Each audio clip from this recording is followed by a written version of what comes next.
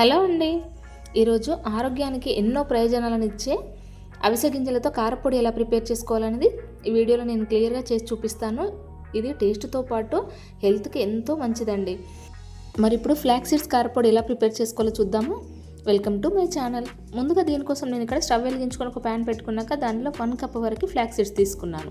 మంటను లో ఫ్లేమ్లో పెట్టి వీటిని మంచిగా ఫ్రై చేసుకోవాలి. ఇవి బాగా ఫ్రై అయ్యేంత వరకు కలుపుకుంటూ ఫ్రై చేసుకోవాలి. దీనిలో ఎన్నో పోషకాలు కలిగి ఉంటాయి. Iron, zinc, omega 3 fatty acids ఇవన్నీ కూడా దీనిలో పుష్కలంగా ఉంటాయి.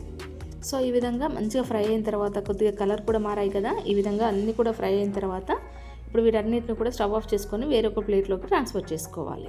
ఈ ఫ్లాక్స్ సీడ్స్ మనకి జీర్ణ వ్యవస్థ బాగా మెరుగుపడడానికి, బరువు తగ్గడానికి, అదేవిధంగా స్కిన్కి, హెయిర్కి కూడా చాలా బెనిఫిట్ అనమాట.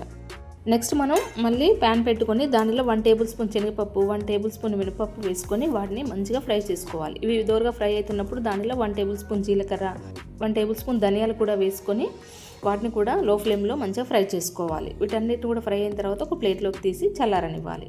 ఇవి పక్కన పెట్టుకొని మళ్ళీ స్టవ్ పైన ఒక ప్యాన్ పెట్టుకొని దానిలో 1 స్పూన్ వరకు ఆయిల్ వేసుకొని 10 నుండి 12 వరకు ఎండుమిర్చిని ఇలా వేసి అన్నీ కూడా మంచిగా ఫ్రై చేసుకోవాలి. ఇవి దోరగా ఫ్రై అవుతున్నప్పుడు దానిలో గుప్పడంతా కరివేపాకు కూడా వేసుకోవాలి. ఈ కారపొడిలో కరివేపాకు వేయడం వల్ల కూడా మంచి టేస్ట్ అనేది వస్తుంది.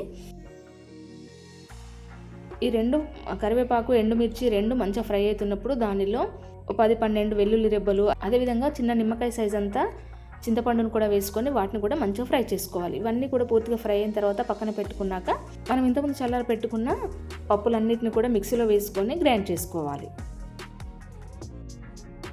చూసారా, పప్పులన్నీ కూడా ఈ విధంగా పొడిలాగా అయిపోయినాయి కదా. ఇప్పుడు దానిలో ఎండుమిర్చి, కరివేపాకు, వెల్లుల్లి కూడా చల్లారిన తర్వాత దీనిలో వేసుకొని వాటిని కూడా ఒకసారి గ్రైండ్ చేసుకోవాలి. దీనిలో టేస్ట్కి తగ్గట్టుగా సాల్ట్ కూడా వేసుకొని గ్రైండ్ చేసుకోవాలి. చూసారా ఎలా వచ్చిందో మనకి ఇక్కడ కాస్త కోర్స్గా అనిపిస్తుంది కదా. ఇదంతా కూడా ఈ విధంగా గ్రైండ్ అయిన తర్వాత మనం ముందుగా ఫ్రై చేసి పెట్టుకున్న అవిసె గింజల్ని కూడా దీనిలో వేసుకొని మెత్తని పౌడర్లా చేసుకోవాలి. అంతేనండి, చాలా సింపుల్గా అవిసె గింజలతో కారపొడి రెడీ అయిపోయింది కదా.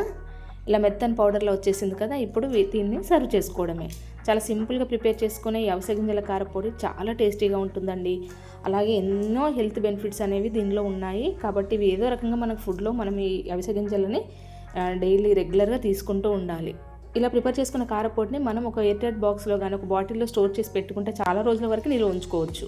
ఇలా ప్రిపేర్ చేసుకున్న కారపొడిని రోజు వేడివేడి అన్నంలో 1 స్పూన్ వేసుకొని కొద్దిగా నెయ్యి వేసుకొని కలుపుకొని తిన్నారంటే చాలా టేస్టీగా ఉంటుంది. హెల్త్కి కూడా ఎంతో మంచిదన్నమాట. సో మీరు కూడా ఎన్నో బెనిఫిట్స్ ఉన్న ఈ ఫ్లాక్స్ సీడ్స్ కారపొడి మీ ఇంట్లో తప్పకుండా ఒకసారి ట్రై చేసి చూడండి. ఆ టేస్ట్ కూడా మీకు బాగా నచ్చుతుంది. ఈ వీడియో కనుక మీకు నచ్చినట్లయితే లైక్ చేసి షేర్ చేయండి, అలాగే సబ్స్క్రైబ్ చేయండి. Thanks for watching.